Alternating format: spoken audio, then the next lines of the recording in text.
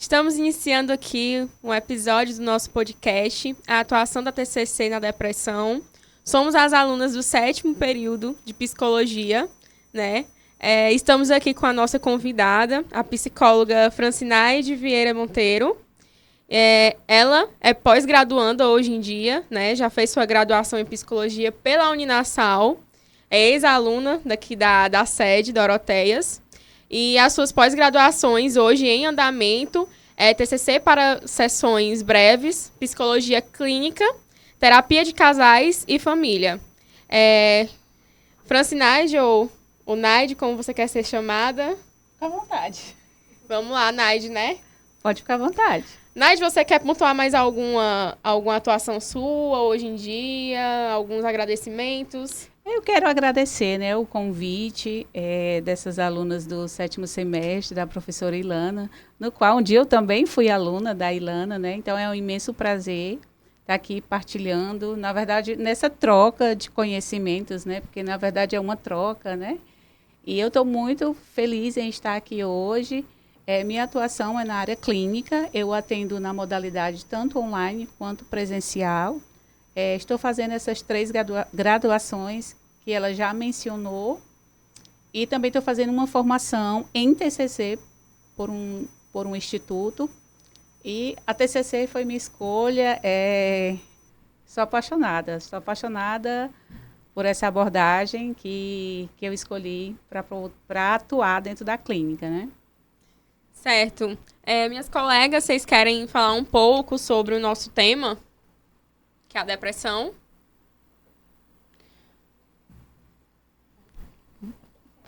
Poderia falar.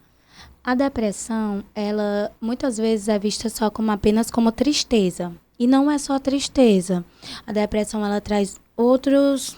Como é que posso falar? Ela traz consigo a tristeza também, mas o humor muda, o sono, a pessoa tem mudanças no sono, pode ter perda ou até o aumento desse sono. É isso que eu li um pouco sobre a depressão e eu entendi que muitas vezes as pessoas estão preparadas para falar assim, a depressão tá triste, tá depressiva, tá deprimida. Uma tristeza de deprimir, mas não é que ela seja só voltada para a tristeza, ela é voltada para outras coisas que a gente tem que olhar e colocar dentro desse contexto de depressão, o que é, onde é que ele está, onde é que está inserido, se a pessoa está mesmo com esse diagnóstico e ter esse cuidado de olhar o que é depressão e os níveis dela, leve, moderado ou grave. Geralmente as pessoas não conseguem diferenciar o que é tristeza de depressão, né? Acha que tudo é relacionado à tristeza, à comorbidade, acomodação, né, frescura, que a gente escuta muito.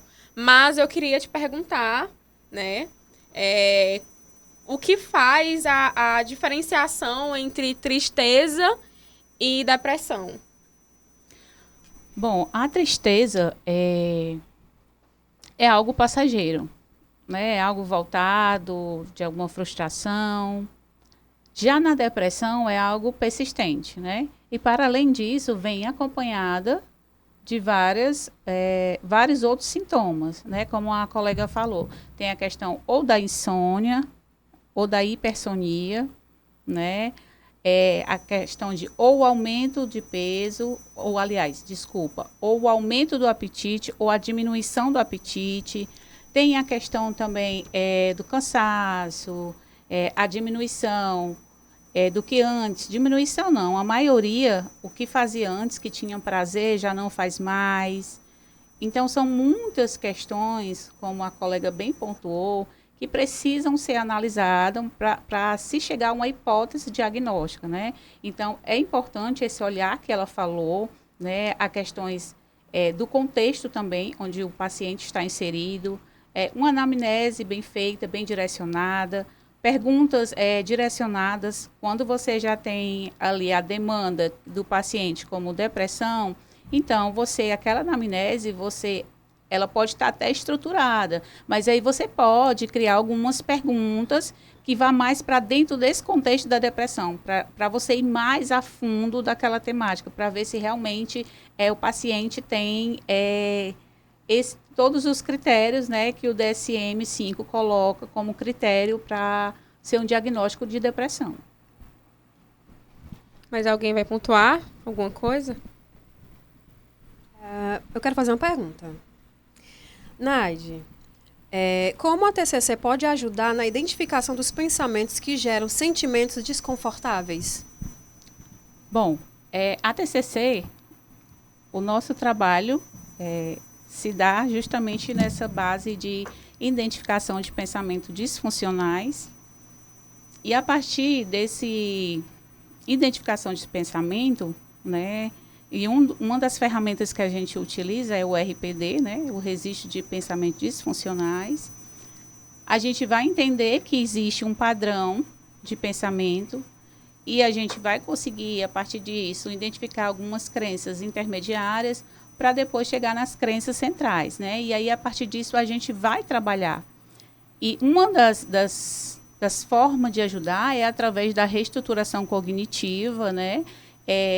No qual o intuito é tirar esse pensamento, substituir esse pensamento disfuncional por um pensamento mais adaptativo, mais dentro da realidade, né? Já que ele traz esses pensamentos a partir das crenças que foram construídas ao longo de uma determinada experiência, de uma determinada vivência. Então, a partir disso, o nosso intuito é fazer essa substituição, né? Realmente trocar o pensamento, né? E a partir disso a gente faz questionamento socrático, seta descendente, algumas ferramentas, né, que vão nos direcionar, que vão nos ajudar a questionar o paciente sobre se esse pensamento dele é real, se é uma interpretação, é baseado em quê. É mais ou menos por aí. A gente vê que na TCC, na depressão, a gente também tem a perda de energia, né? O paciente, ele perde muita energia, ele perde o interesse da vida mesmo, ele perde o interesse de fazer as coisas. Como a TCC pode ajudar esse paciente a recuperar esse interesse ou reencontrar essa energia?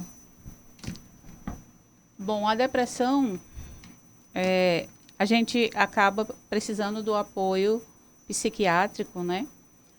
Porque por questões mesmo de ajudar em alguns neurotransmissores. Então, a gente vai fazer nossa parte enquanto psicóloga, mas a gente vai precisar também, né, desse apoio, desse acompanhamento. A gente vai também procurar fazer a psicoeducação sobre o que o paciente tem, porque muitas vezes o paciente não sabe de fato o que é uma depressão. Existe muitas pessoas que trazem um conceito errado sobre depressão. E isso é propagado no senso comum, né? Então, é bem importante que a gente possa fazer uma psicoeducação da depressão. Também psicoeducar como a TCC, como essa abordagem, vai poder ajudar a ele, que chega ali tão cheio de desesperança, triste, né? Com os pensamentos disfuncionais, de ser um peso, de não conseguir sozinho. Então, assim, é um desafio, né? É um desafio porque a pessoa realmente, como você falou, não tem essa energia. Mas aí a gente vai falar que, vamos fazer aqui, estou dando um exemplo, vamos pegar aqui uma lista de atividades que antes você fazia e hoje você não faz mais, né? E aí explicar que, mesmo sem vontade, gradualmente essa pessoa, dando um pequeno passo, não precisa ser muito, que isso vai ajudar, né, a aumentar o nível de dopamina e que aos poucos também essa pessoa vai conseguir melhorar, mas que ela também precisa, né, se ajudar. Então, a TCC tem esse olhar, né, da ativação comportamental, a reestruturação cognitiva. Então, acho que dentro do que você me perguntou, eu acho que dá certo essa questão da ativação comportamental e da reestruturação cognitiva. Obrigada pela resposta. Por nada. Eu queria fazer uma pergunta em relação à meta terapêutica, né? Você falou sobre o RPD e eu queria saber como é que a partir da metaterapêutica, como que funciona o tratamento do paciente, né, para chegar à melhora. A gente não tem como dar para nenhum paciente uma estimativa de quanto tempo ele vai melhorar. Não tem realmente, primeiro porque depende de vários fatores, né? Depende do engajamento do paciente, depende da frequência na terapia, depende da adesão ao tratamento com os psicofármacos, depende do ambiente inserido, porque muitas vezes a gente está trabalhando, mas o ambiente que a pessoa está inserido também não ajuda. Então, não tem como a gente dar uma previsibilidade de quanto tempo a pessoa vai melhorar. Isso é algo que é muito subjetivo. Não tem como dar uma prévia. Você tem depressão, a sua é mais leve, então daqui a 2 meses, 3, você vai ficar melhor. Não tem. Infelizmente, não tem. É algo que a gente vai vendo de acordo realmente com a cada sessão, ao engajamento, a aliança terapêutica. São realmente muitos fatores dentro dessa sua pergunta, né? Muitas nuances. Tanto que a gente vê que o sofrimento, né, na própria psicologia explica que não existe um sofrimento menor que o outro, né? Todo sofrimento ele é válido, né? Todo sofrimento é um sofrimento, é de acordo com a pessoa, né? Todo mundo vai ter o seu, como é que se fala? O seu tempo, a sua reflexão, a forma como você pensa, como você age. E a gente vê que a depressão ela é ambiente e biológica, né? Sim. Que é algo que pega muito, né? Porque às vezes você tá super bem e aí vem lá o seu ambiente e acaba com você e aí retorna tudo o que foi tratado na psicoterapia em si, né? Mas é importante também a gente ver justamente isso, a questão do ambiente, né? Que existe o estigma, o preconceito dentro de casa, fora, ambiente de trabalho, aonde for, né? Que faz tudo que faz parte do ambiente. E eu queria que você falasse um pouco sobre esse estigma e esse preconceito em relação à depressão.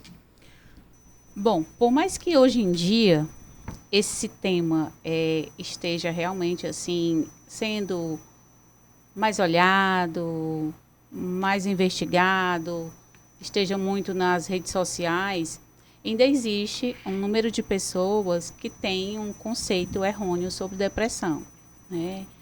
E, infelizmente, esses conceitos errados sobre depressão levam muitas pessoas a não buscarem ajuda. Justamente como você falou, pela questão mesmo de tabu. Tem muita gente que não quer buscar ajuda por se achar que é alguém vulnerável. Algumas pessoas dentro da própria família trazem a fala, né? Que a gente já ouviu muito isso, é frescura. Eu também sinto tristeza. Não, eu estou triste. Eu também fico triste. Eu estou cansada. Eu também fico cansada. Mas é um cansaço diferente, é uma exaustão diferente, é uma tristeza diferente, como a colega falou. Então, assim, é preciso realmente desconstruir muita coisa e abrir um espaço maior, né, para divulgação, para informações. O máximo que se puder levar sobre o que é a depressão, como eu falei, quando o paciente também vem, muitas vezes ele nem sabe que está com depressão. Ele chega com vários sintomas e a gente é que vai pegando e vai juntando aquele quebra-cabeça e chega à hipótese diagnóstica. Mas muitas vezes o próprio paciente não sabe.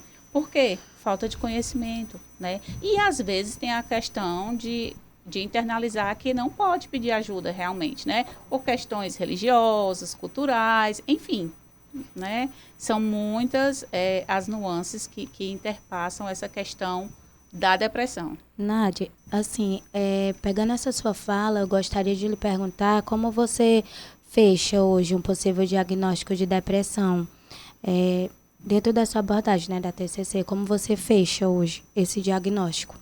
Bom, eu já peguei pacientes diagnosticados, né? Então, assim, eu trato a partir da demanda que traz. E atualmente eu estou com uma que estou sobre o processo de investigação de hipótese diagnóstica, né? Então, eu não tenho a resposta para essa tua pergunta, porque, assim, peguei alguns já com diagnóstico, né?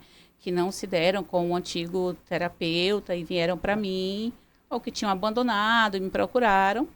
E essa outra, ela não sabia que estava, né? Me trouxe muitos sintomas e a gente está ainda num processo de investigação, mas eu já estou trabalhando com ela, né? Até mesmo porque é algo muito difícil, foi muito difícil ela aceitar, né? E agora a gente já está com uma boa aliança terapêutica, então estou indo bem devagar no tempo dela, como a colega perguntou sobre essa questão de tempo, então cada um tem seu tempo, a gente também não pode pressionar e querer resultados. Às vezes a gente, quando profissional, a gente mesmo se cobra, né? Eu faço supervisão e eu, às vezes, falo isso para minha supervisora, né? Que, às vezes, você, quanto psicólogo, você se cobra por um resultado do paciente, né? Você quer ver o paciente. Quem não quer ver o paciente bem, né?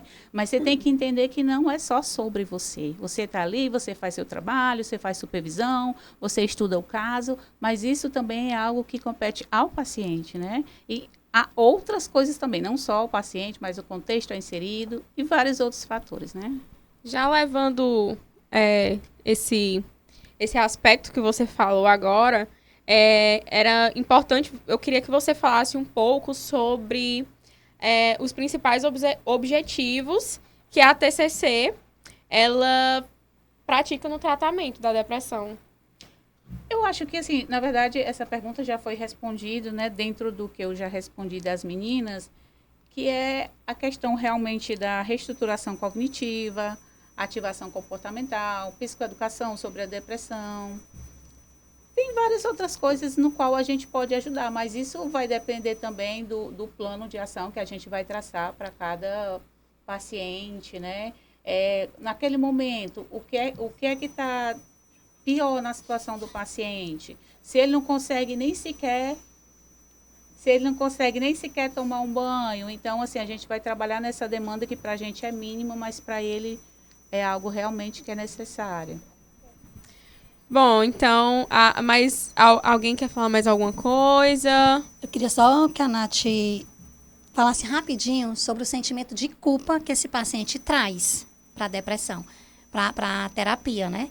E assim, bem rápido, e te agradecer por você ter aceito o nosso convite. Muito obrigada.